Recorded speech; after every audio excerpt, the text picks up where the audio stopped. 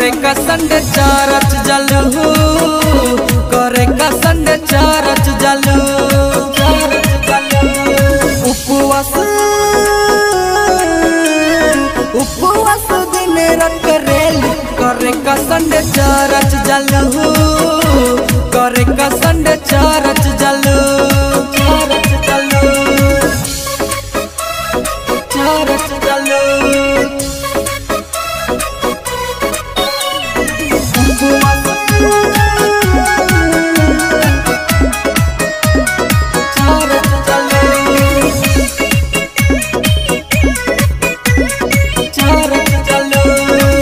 पहले जिंदगी रहे शैतानी, अपने यीशु के दीवानी। अच्छा चरच में खरच न लागी, फ्री में पैनी हम चंगाई, फ्री में पैनी हम चंगाई।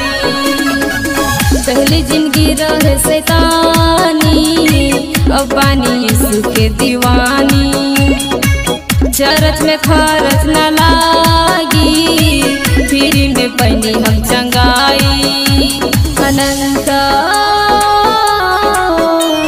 अनंत जीवन यीशु पास मिली, बस पावे खातिर चरच जानी, यही से संडे चरच जानी।